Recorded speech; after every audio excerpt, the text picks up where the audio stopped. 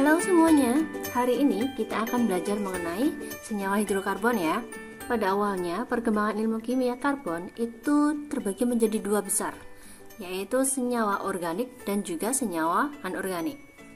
Dulu, senyawa organik itu dianggap berasal dari makhluk hidup, yaitu hanya bisa disintesis di dalam tubuh makhluk hidup. Sedangkan kebalikannya, yang bisa disintesis di dalam lab itu adalah senyawa anorganik. Ya, itu waktu perkembangannya. Untuk sekarang, senyawa organik bisa disintesis di dalam lab maupun di dalam tubuh makhluk hidup. Dijelaskan terlebih dahulu ya mengenai sifat-sifat dari senyawa organik ataupun senyawa anorganik. Yang pertama mengenai pemanasan. Ketika senyawa organik itu dipanaskan, itu mudah terurai. Sedangkan ketika senyawa anorganik itu lebih stabil. Contoh senyawa organik yang paling gampang itu misalkan kita punya gas LPG atau mungkin zat pembakar. Itu ketika dipanaskan akan mudah terbakar. Oleh karena itu di sini dituliskan sebagai mudah terurai.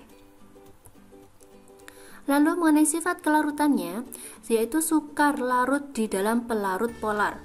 Polar ini contohnya adalah air ya. Oleh karena itu, yang paling gampang untuk ini adalah minyak. Ya, minyak itu adalah senyawa organik karena dia memiliki rantai karbon. Sedangkan untuk senyawa anorganik dia mudah larut dalam pelarut polar ataupun air. Yang paling gampang di sini contohnya adalah senyawa garam. Nah, tadi saya sebut rantai karbon kan. Untuk senyawa organik, strukturnya terdiri dari rantai atom C atau rantai karbon. Sedangkan struktur dari senyawa anorganik tidak memiliki rantai atom C. Nanti kita jelaskan di belakang. Untuk kereaktifan, senyawa organik ini kurang reaktif ya. Terkadang butuh katalis atau mungkin membutuhkan pemanasan dan lain sebagainya. Sedangkan untuk senyawa anorganik itu cenderung lebih reaktif. Untuk titik leleh dan titik didih ini sebenarnya bervariasi, tetapi jika kita melihat dari jumlah atom C-nya nanti akan kelihatan di sini yaitu lebih rendah atau relatif rendah.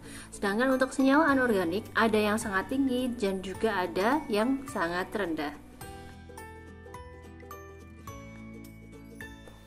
Jika tadi di dalam senyawa organik ataupun anorganik kita memiliki senyawa yang mengandung karbon. Tadi yang paling gampang itu senyawa organik itu ya, memiliki rantai atom C atau memiliki rantai atom karbon.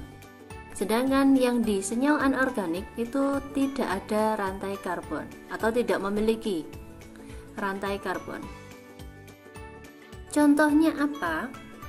Nah, di sini saya punya karbohidrat, protein, lemak, etanol, metiletanoat.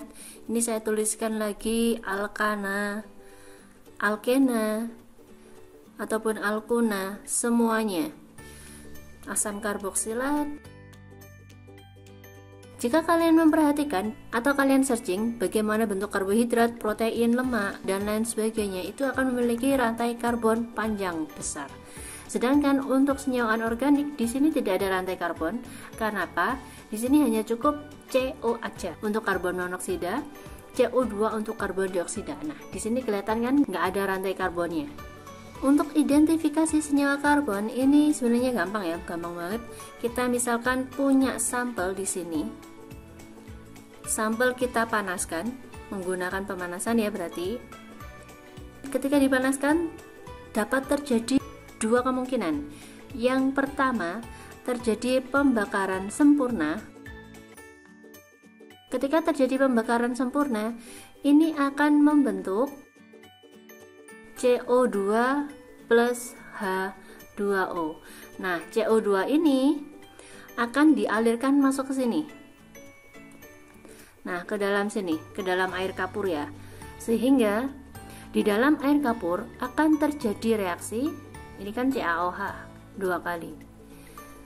CaCO3. Nah, ini nanti yang akan mengendap berwarna putih.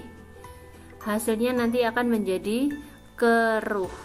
Nah, kalau keruh ini berarti ada CO2 yang masuk ke dalam sini. menjadi keruh. Sedangkan ketika terjadi pembakaran tidak sempurna, yang terbentuk nanti adalah adanya jelaga atau arang atau karbon di dalam tabung reaksi. Oke ya, kelihatannya udah. Kekhasan atom karbon. Apa aja kekhasan atom karbon? Yang pertama, atom karbon memiliki 4 elektron valensi. Mengapa ini menjadi penting? Karena dengan adanya 4 elektron valensi, dia bisa mengikat 4 atom juga. 1, 2, 3, 4. Sehingga ketika berikatan, dia akan membentuk 4 ikatan. Atau gampangnya atom C itu kemanapun dia pergi, dia harus punya 4 tangan. 4 tangan itu gimana? Ada seperti ini, 1, 2, 3, 4. Nah,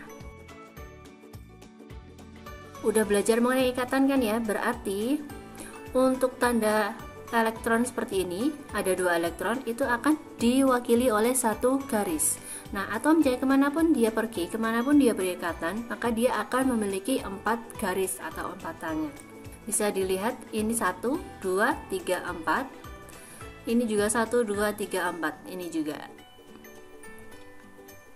Nah, dengan memiliki 4 tangan seperti ini atau 4 ikatan, dia mampu membentuk rantai karbon. Rantai karbon itu bagaimana? Jika atom H ini saya ganti menjadi C, nggak masalah kan ya? Ini berarti tangannya 4. Ini saya atom C lagi, tangannya 4. Ini bisa diberi H. Ini bisa atom C juga, agar membentuk rantai karbon ya, biar panjang ya. Yang ini saya ganti dengan karbon juga. Ini saya panjangin aja. Nah, ini bisa menjadi rantai karbon, bisa menjadi panjang banget. Lalu, selain ikatan tunggal ini, karbon juga mampu membentuk ikatan rangkap. Nah, ini rangkap 2 dan juga ini rangkap 3. Nah, bentuknya juga macam-macam, bisa menjadi bentuk lingkaran seperti ini. Posisi atom karbon dibagi menjadi primer, sekunder, tersier, dan kuartener. Maksudnya bagaimana? Untuk primer berarti atom karbon tersebut hanya mengikat 1 atom karbon yang lainnya. Atom C mengikat 1 atom karbon lain. Sehingga ketika kita punya atom C sekunder atau atom karbon sekunder, dia akan mengikat 2 atom.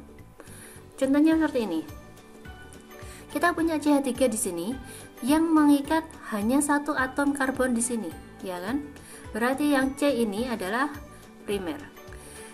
Atom C yang ini dia mengikat 3 atom karbon, yaitu ini 1, 2, dan 3. Sehingga yang di sini adalah tersier. Yang ini hanya mengikat 1 ya, mengikat ini aja. Berarti ini adalah yang ini adalah primer. Yang ini mengikat 1, 2, sehingga atom C di sini adalah sekunder. Oke ya, udah paham ya, kita cepet ya. Ini C mengikat 1, 2, 3, 4, berarti kuartener. Yang ini hanya mengikat 1 atom C, subprimer.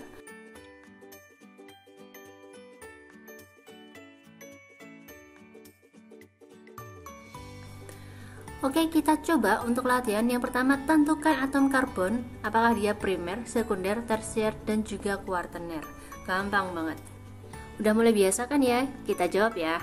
Yang pertama, ini atom karbon apa? Ya, yang ini primer. Ini juga ya, primer.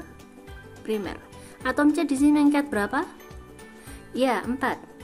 Berarti kuartener. Yang di sini mengikat 3. Berarti tersier. Yang ini sekunder, tersier, primer, dan ini berarti sekunder. Gampang ya. Untuk bentuk rantai secara garis besar terbagi menjadi, ini adalah rantai terbuka dan juga rantai tertutup.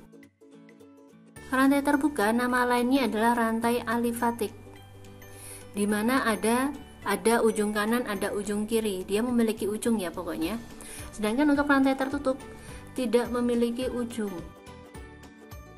Bentuknya adalah lingkaran atau siklik.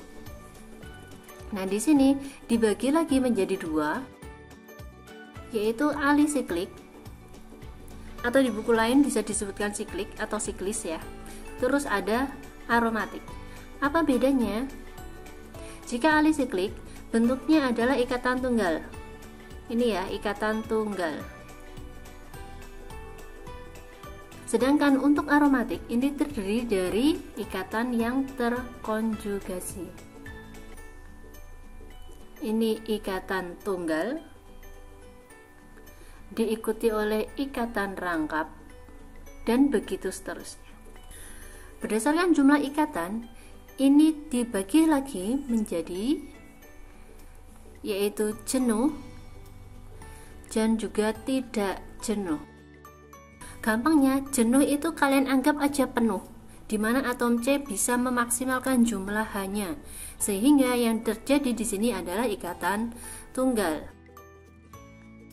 yaitu golongan dari senyawa alkana. Untuk senyawa tidak jenuh, dia berarti memiliki ikatan rangkap, baik rangkap 2 ataupun rangkap 3.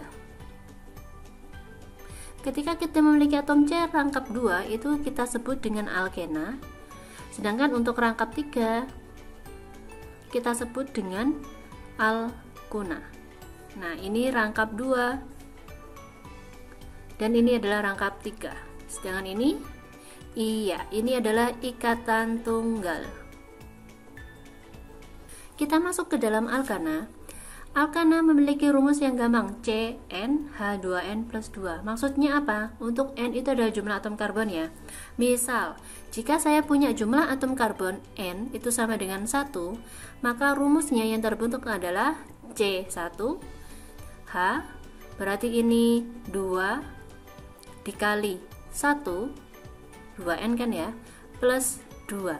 Sehingga C1H 2 kali 1 2 ditambah 2 hasilnya adalah 4, sehingga yang terbentuk adalah senyawa CH4. Sekarang jika saya punya N sama dengan 3, saya ingin tulis ini ada C3 lalu H 2 dikali 3 plus 2 ya, terus jadinya C3 2 dikali 3 itu 6, terus ditambahkan 2 berarti ada H8. Nah, ini adalah deret homolog. Kita bisa lihat ini ada C4, C2H6, C3H8. Nah, bener kan? Ini CH4, C3H8. Untuk senyawa yang lain, misal kita hitung ya, kita untuk C sama dengan 5, N sama dengan 5, kita coba. C-nya 5, H, ini 2 dikali 5 plus 2. 2 kali 5 itu 10, plus 2, berarti C5, H 12. Bener ya? Bisa berarti ya.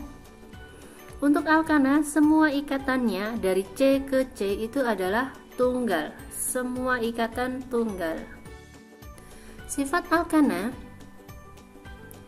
yang pertama secara fisik ya, sifat fisik dari alkana itu adalah sukar atau tidak larut dalam air. Nah, tadi ingat kan ya, sifat dari senyawa organik itu tidak larut di dalam air. Semakin banyak atom C-nya, kita tadi punya dari C1, C10, dan bisa jadi suatu saat kalian akan menemukan atom C jumlahnya bisa sampai puluhan, 20, 30, sampai mungkin ratusan juga.